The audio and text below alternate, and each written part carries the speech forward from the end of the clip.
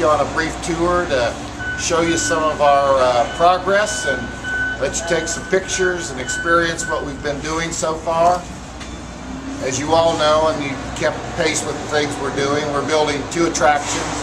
We're building Cheetah Hunt, an LSM roller coaster provided by Intamin, and we're also building a cheetah habitat where we will be able to run our cheetahs parallel to the second launch, which the launch gets up to 60 miles an hour. Our cheetahs will probably achieve a 50 mile an hour speed as they're chasing the coaster parallel to each other. So we're going to go in and kind of look at the cheetah habitat first, and then we'll get on over to the ride. So follow me through.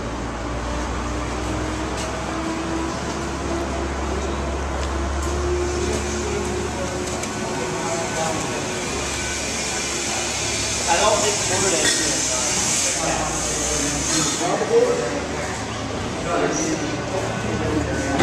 Oh, that's true. We had to move my favorite character.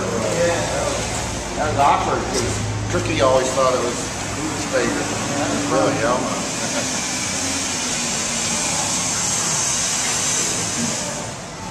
Most of you are familiar with the Busch days when we had a team of Clydesdales here, and this is the barn that we built in 1988 for the Clydesdales. This will be repurposed to be the holding for the cheetahs. So what were once 7 stalls for 7 horses, now we have 7 bedrooms for 14 cheetahs. 12 of those 14 cheetahs are now here on property. Some of them came from South Africa and are in quarantine, but they should be able to come over here probably within a month to their habitat.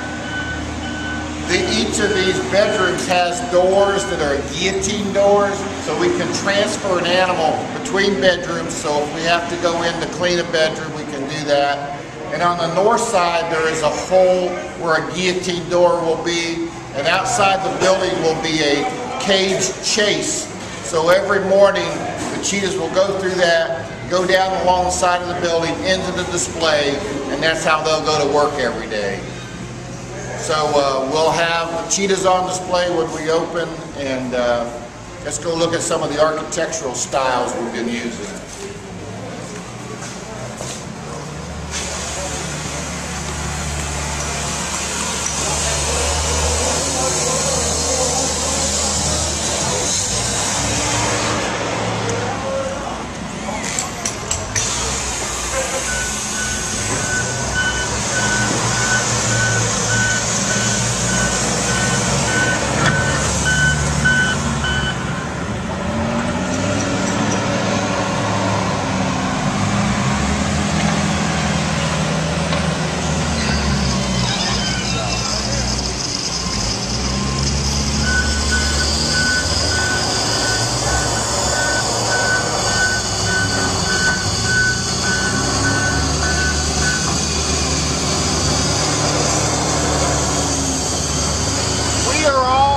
Standing in the cheetah display.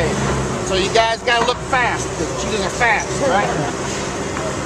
At this end, over near the Morocco end, where that red scaffolding is leaning up against the wall, there's an opening, and a cheetah can be released from that opening, and it will run towards Egypt. Right over here where this guy with the white hard hat is, there's another door right there. We could also release cheetahs from this end so they would run west.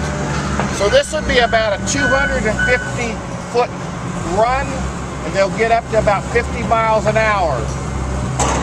They will chase a lure, kind of like the greyhounds chase a rabbit at the dog tracks. So when they say, "Here comes Rusty," the cheetahs will be running.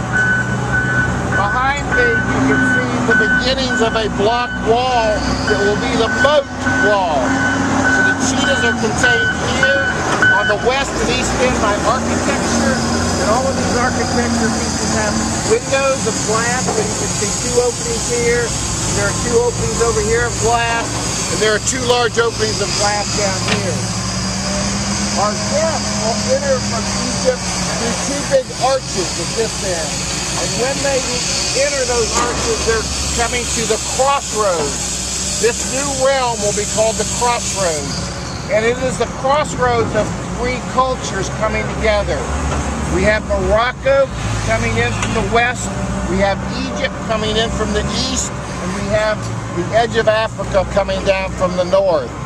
So these three cultures and the indigenous people that have been here for thousands of years have celebrated the cheetah, and we see how they've celebrated the cheetah in their architecture and some of the things that they have collected, and we'll show you those.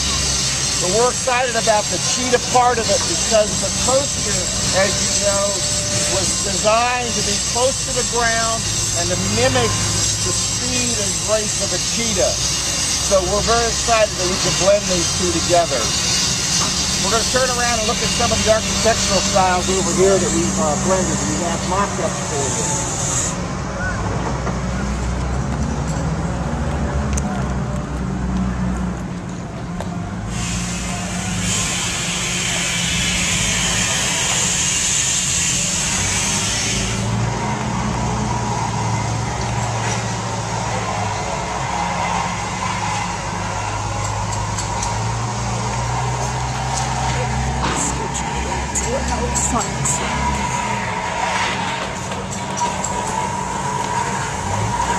One of the things that I have noticed and have appreciated in our industry over the last 30 years is the skill of our craftsmen that make these attractions. 30 years ago, we were lucky to have technicians that could just slap stucco on a wall and paint it a color. Now we don't have technicians, but we have craftsmen. We have sculptors. We have really skilled individuals that take that same wet plaster, but they carve it into shapes. They carve it so it looks like busted down rocks. They carve it and paint it so it has sculpture pieces embedded in it. One of our hidden little secrets is this type of jewel, which kind of duplicates what a hieroglyphic might look like from Egypt, but it has the shape of the pupil of the eye and the black ring around the eye down through its nose and mouth of a cheetah. So we've got some of these little hidden gems that you can share with your readers throughout the display that kind of plays off of that. So those that want to come and find those can do so. Behind us is some of the architecture that our sculptors are now working on, and we worked very hard so that when we were designing this, we would have the first launch out of the station go through architecture. So it is shrouded with buildings. So as a rider, you're sitting in your seat, you're launched to 38 miles an hour, but you don't know where you're going. You're going through the building. As a passive guest on the sidewalks or as a cheetah in its display, you will not see this. So the cheetahs can have a little quieter life and not see these things being launched every minute, and our guests will wonder what's going on behind all of that. They'll hear the screams of our guests, but they won't know where they're coming from.